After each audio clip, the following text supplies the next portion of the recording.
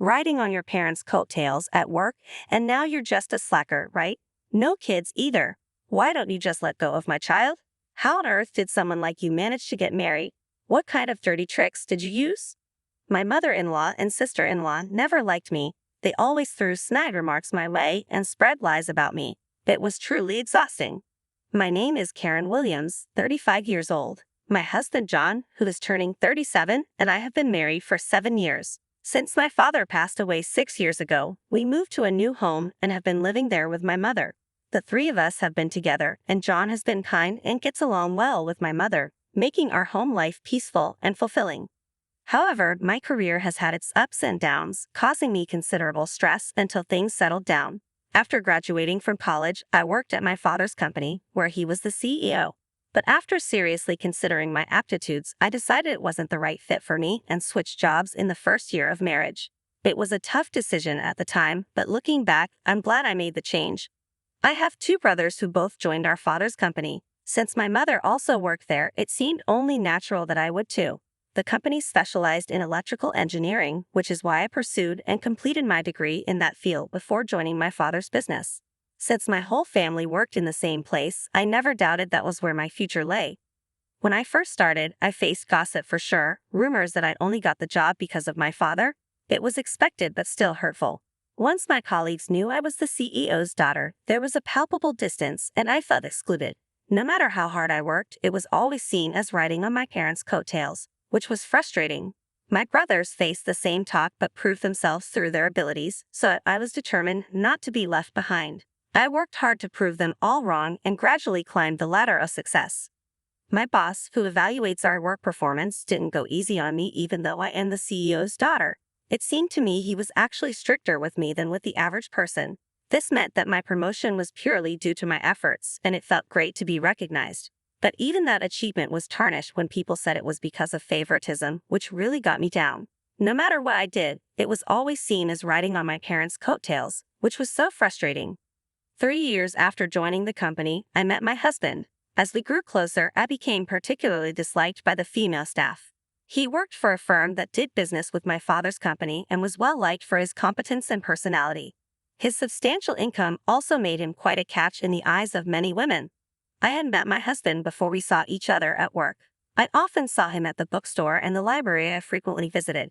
Since we bumped into each other so much, we got to the point where we'd occasionally chat, and we were both surprised when we ended up meeting at work. Our shared love of reading quickly led to a relationship, but this sparked jealousy among my coworkers, leading to gossip. During our relationship, I met my husband's family, but my mother-in-law and sister-in-law disliked me. They'd often make snide remarks when my husband and father-in-law weren't around. "You have it easy with a job thanks to your father. It must be nice living without hardships." They believed I coasted through life on my parents' successes, enjoying a high salary because of them. However, my father would never hire someone without the skills, even if it was his own child. He's a family man and kind-hearted, but business is business with him. At work, he was strict and never mixed business with personal matters. My father doesn't play favorites just because I'm his child. If I didn't have the skills, I wouldn't have been hired. I respect my father's capabilities as a CEO and hate those who belittle his judgment. But when I voice this, my mother-in-law just won't have it. My sister-in-law, too, takes jabs at me for supposedly riding on coattails, and she seems to resent the close relationship I have with my husband. How on earth did someone as plain as you get married? What tricks did you pull off? My sister-in-law seems to have an even bigger problem with me because her relationships never last long, and here I am happily married. My sister-in-law, who dresses impeccably in what looks like high-end fashion, certainly turns heads, but her sharp personality seems to lead to short-lived romances. I later found out that my sister-in-law went to the same college as my brother. She had once confessed her feelings to him but was turned down. During a family gathering, they recognized each other, and when I inquired about my sister-in-law with my brother, he told me this story. From my point of view, my brother, whom I could boast about, is earnest and hardworking. He's also good at showing consideration for others and is into fashion, so I guess that's why he was pretty popular with the ladies.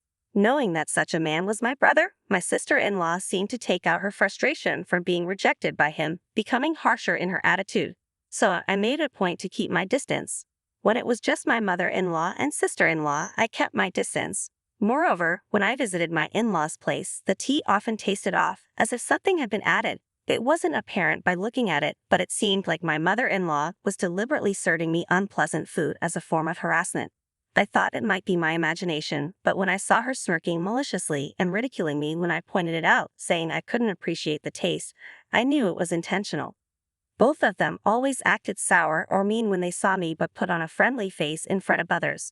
So I've learned to navigate around them to avoid their snide remarks. With the food served at my in-laws, I politely eat as little as possible to avoid being rude. If you ask whether I lived happily after marrying my husband, I'd say not quite. Even though my relationship with my husband was good, getting married meant facing more gossip at work. The backtalk at work got worse than when we were dating. With the ongoing harassment and sarcasm from my mother-in-law and sister-in-law, I gradually lost my spirit. I found my work rewarding, but the environment was so toxic that it made me wonder if this was okay. I found myself contemplating my future more and more. During this time, my father passed away, and my brother became the CEO, which led to me being gossiped about as the CEO's sister. Already shocked by my father's death, my spirit was completely broken. I felt I could no longer work at the company. I had always imagined I would work at my father's company and hadn't thought about what kind of job I might want to do now. Years of being subjected to gossip and sarcastic comments had eroded my self-esteem, and I found myself crying at the drop of a hat, confused by my unconscious tears and not even understanding what I was sad about. I was truly at a loss. Seeing me like this, my mother and husband were really concerned and took great care of me. Supported by these two, I slowly began to recover and even consulted my mother about the future. I've been thinking about trying a different job, but I don't really have any special skills. Is there anything I can do? I asked my mother in a disheartened voice. To my surprise, my mother said, "Karen, you've always loved reading and writing stories, haven't you? I think you'd be suited for a job that involves writing." Her words jogged my memory. It was true. I had always been an avid reader and was better at liberal arts subjects in school. I was part of the literature club, enjoyed writing novels and poems, and was active and happy. I still love reading books to this day, so encouraged by my mother, I decided to pursue a job that involved writing. I began to consider a career in writing. Upon reflection, I realized that electrical engineering just wasn't right for me. Ever since I was a student, my mother had always told me to choose a job I loved, but back then, I didn't see it. I guess my mother understood me better than I understood myself. So I decided to make a fresh start and set my sights on becoming a novelist. However, being a beginner, it was tough to find work and I was chipping away at my savings. Every day, I faced my computer, continuously writing. Back in the day, I was driven by the desire to prove others wrong, but now I was working hard for myself. Despite the challenges, I found it more enjoyable. I spent more hours than I did when I was employed at a company, dedicating most of my day to crafting stories. Gradually, my income increased, and by the second year, I was making about as much as an average office worker's salary, though it was less than what I used to earn. Then, in the fourth year, one of my novels won an award and got published. This allowed me to sign a contract with a publishing house, securing a stable flow of work. By the fifth year, thanks to a hit novel, I was earning more than my husband, who has a pretty hefty salary. From then on, my work was getting adapted into comics and dramas, keeping me busy but ensuring a steady income. It's been tough getting here, but working as a novelist, I feel that my previous jobs weren't a good fit for me. As much as being a novelist suits me, I wouldn't have gotten this far on my own. I owe a lot to the support of my mother and husband. As for my mother-in-law and sister-in-law, when they heard I became a novelist, they assumed I wouldn't make it and started making snide remarks, suggesting I was leeching off my husband. After my father-in-law passed, their comments seemed to get even worse. Since I write mostly at home, they'd taken to calling me a nerd. Because our home is in a high-rise luxury condo, their jealousy makes their remarks even nastier. "You're just lazing around at home, living off your husband's earnings, aren't you? Must be nice. Life's easy when you don't have to work for it." They assume my husband is the one who bought our condo and covers all our living expenses. They're convinced I don't contribute financially, especially since I switched careers to become a novelist. However, the condo was actually an inheritance from my father, so my husband had nothing to do with it. Plus, the building has such great amenities that I hardly need to go out, which only strengthens their misconception that I'm a nerd. I split the living costs with my husband, and even though I've explained this to my in-laws, they still believe that my husband is paying for everything. So they continue to make their comments behind his back, and I just bear it. Although it's definitely stressful, they also make rude comments about how I haven't given birth to a child. This started when I turned 30, and it's just so tiresome. Now that I'm 35 and still not expecting, I'm starting to get worried myself. Feeling uncomfortable due to their behavior, I sought advice from my mother and husband. When I was working at the company, I didn't consult anyone until I reached my breaking point. Learning from that, I decided to talk to them early on. Since my mother-in-law and sister-in-law act like decent people in front of my husband, I made sure to convey things to him in the gentlest terms possible. You don't have to deal with those two. I'll handle any meetings or communications with them, my husband said. He knew about the period when I was emotionally unstable due to the backbiting, and out of concern, he tried to ensure I wouldn't have to see them more than necessary. Thanks to him, the occasions of being subjected to their snide remarks lessened, but there were still times when their malice got to me and brought me down. However, knowing I have allies in my mother and husband quickly helps me bounce back. As for not being able to have children, my mother, who had me at an older age, assured me there was no need to rush. It's just not the right time yet. I had you later in my life, so there's no reason to worry. Do you think so? All right, I won't stress about it too much and just wait patiently, I replied. Talking with my mother, considering my current workload and the negativity from my in-laws, I thought I couldn't afford to have children now. So even though I felt rushed, I decided not to worry about it as much as possible. I still got snide remarks from my mother-in-law and sister-in-law, but my mental state was more stable than when I was working at the company. The house my father left us was well-designed and well-located, so I lived peacefully with my mother and husband and felt happy. Plus, with the gym equipment and workspace in the shared facilities, I could exercise and take breaks during work, which helped me get by smoothly. However, one day, my mother, who had been working energetically, suddenly collapsed and passed away from a stroke. She had gone to work as usual that day, and I had sent her off with a smile. She had no chronic illnesses, and I thought she would live much longer, so I was stunned when I found out. By the time I got to the hospital, my mother had already passed away. I stared at her, who looked as if she had just fallen asleep, with disbelief. It didn't seem real, but as I arranged for her funeral, my feelings finally settled down, and I quietly cried. I can't believe she's gone so suddenly. She was fine just this morning, I said. My husband, knowing how lively my mother was in the morning, cried with disbelief. He had a close and long relationship with her, so he was mourning as well. While we were sad, we prepared for the wake and funeral and manned the reception. Seeing acquaintances come by and mourn, I realized how loved my mother was and felt consoled. My mother-in-law and sister-in-law came, and perhaps because they were with my husband, they acted somberly, but when my husband was busy with other people, they whispered to me, "With your mother gone, it's going to be tough from here on out. And since we're family, we don't need condolence money, right? Don't worry, I won't give a dime to someone who's just a gold digger." I was appalled by their insensitivity at such a time. They were stingy about the condolence money and even mocked me, saying I had been too dependent on my mother for my age. I was still in a state of shock and numbness after my mother's sudden passing, but I couldn't help but feel angry at the insensitivity of those two. Before I could respond, my husband came over, and the two of them quickly pretended to be sad and left. I was astonished at their audacity, but I decided to focus on mourning my mother rather than dwelling on their rudeness. Even after the funeral was over and I was back home, I was still overwhelmed with grief and felt listless. I sat down on the couch, still in a daze during the funeral preparations and the service itself. They said with a smile, "We're going to be living in your house from today, so show us around, please. And since this is our home now, you, a stranger, need to leave right away." We were stunned by their words, unable to comprehend as we stood there agape. They demanded we hurry up and show them around the house. I didn't understand what was happening, but to get to the bottom of things, my husband suggested we head to a nearby store to talk it out. He was worried about showing them around the house right away. Rather than that, hurry up and show us around the house. It's ours from today on. Yes, hurry up, they both complained, apparently unsatisfied with the idea of discussing the matter anywhere but the house. The commotion began to attract the attention of other residents at the entrance, who started to wonder what was going on. Let's not cause a scene. First, please explain why you suddenly decided to live here, my husband said. He explained that we couldn't just give them the house because my mother's estate hadn't been settled yet. Somehow, my husband managed to persuade them to go to a nearby diner. After ordering drinks, we listened to their story, and the sheer absurdity of it all made my previous sorrow vanish in an instant. That house belongs to John, doesn't it? Your mother was paying for it, but now that she's gone, rather than supporting a nerd, we might as well live there together. You should divorce that nerd you're supporting and come live with us, they said.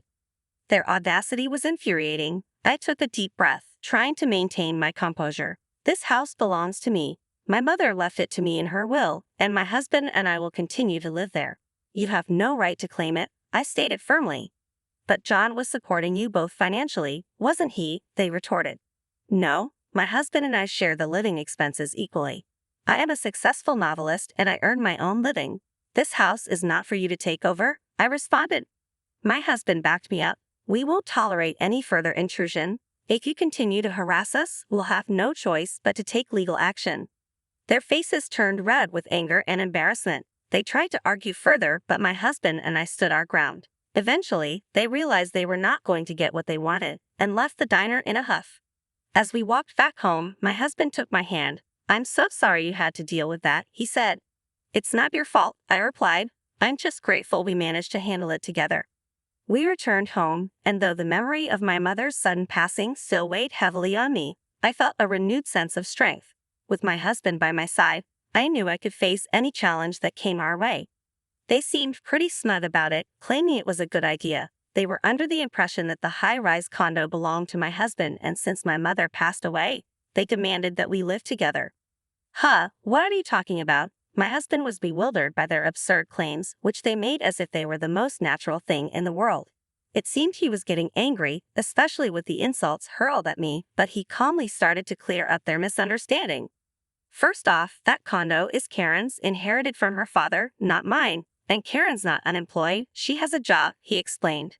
I added, I'm the owner of the condo, which was part of my father's legacy, and I work as a best-selling novelist. However, they wouldn't accept it. A novelist? That's hardly a stable income. There's no need to defend her just because she's your wife, right? Defending her like that, are you brainwashed or something? You better divorce her quickly. I even mentioned my works that were already popular in the media, but they laughed it off, calling it a lie. What kind of upbringing allows someone to speak like that? Didn't your mother teach you anything? You'd be better off not telling such lies, they ridiculed. Being ridiculed about my mother and the work I've poured my heart into, I was truly getting steamed. I'd been patient until now, but decided it was high time to speak up. Just as I was about to open my mouth, my husband, who'd been irritably explaining to the two unlistening people, lost his cool before I did and burst out in anger. Enough already, stop talking nonsense. Don't you ever mock Karen. The two were taken aback by my husband's rare show of fury. We've explained it time and again. How many times do I need to say it for you to get it? Karen isn't half-heartedly pursuing her writing career. With my husband's outburst, it seemed they finally began to realize that everything we had been explaining was the truth, and confusion set in. Okay, I get it. We're sorry. Let's live together then. I've already told my friends I'm moving into the high-rise condo. It's going to be embarrassing if I don't, so let us move in, they said, still without sincere regret or apology. My husband, still fuming, responded firmly, absolutely not. This is our home, and we have no obligation to accommodate you. If you continue to harass us, we'll have no choice but to take legal action. Their faces turned red with embarrassment and anger, but they could see we were resolute. They left the diner in a huff, muttering under their breaths. As we walked back home, my husband took my hand. I'm so sorry you had to deal with that, he said. It's not your fault, I replied. I'm just grateful we managed to handle it together. We returned home, and though the memory of my mother's sudden passing still weighed heavily on me, I felt a renewed sense of strength. With my husband by my side, I knew I could face any challenge that came our way. I was really shocked by how shameless they were. I was angry with them, but I realized that getting mad was just a waste of energy. My husband got even angrier at their bold behavior. He couldn't understand why they didn't tell us about selling the family home. He said, if there's no house, it's not my problem, and he flat out refused to help them. When they saw they couldn't get anything from him, they had the nerve to ask me to convince him. They said, hey Karen, could you please talk to Jan and let us stay? We won't tell you to leave, and it's fine if you live with us. We have no other options. Please convince him. Their arrogance was unbelievable. It's my house in my name, yet they acted like they had a right to it. I always disliked the idea of living with them, and if I ever did, it would be a nightmare. Before I could even sarcastically refuse, my husband lost his temper again. He shouted, enough is enough. After all the trouble you've caused Karen, you have some nerve. Just stop asking for money from the house sale and go back where you came from. I don't want to see you two anymore." He made it clear that he was cutting ties with them. Despite their efforts to cling to him, we ignored them, paid the bill, and left the restaurant. They still kept showing up at our condo, unashamed. I explained the situation to the building manager, who warned them that the police would be called if they didn't stop causing trouble. They still lingered around the front door, pestering my husband for help. When my husband finally threatened to call the police, they stopped coming around. It was clear he was serious about cutting them off. He even went through the legal process to officially cut ties with them. But then they started bombarding our phones with messages and emails, begging to live with us and asking for money. I got so tired of their constant harassment that I immediately blocked their numbers. It turned out their family home was too old and poorly located to sell for much, and they didn't have any savings of their own. They ended up selling what they could and moved into a cheap, run-down apartment. Finding a job was hard for them, so they were barely getting by with several part-time jobs. But on a brighter note, once the messages finally stopped, I received the happy news that I was pregnant. I had been worried about not being able to have children, so this was a wonderful surprise. With this news, I finally felt a sense of hope after a long time. I'm determined to be a mother my child can always feel safe with, just like my own mother was for me. While I'm excited about the baby's arrival, I'm also staying focused on my work.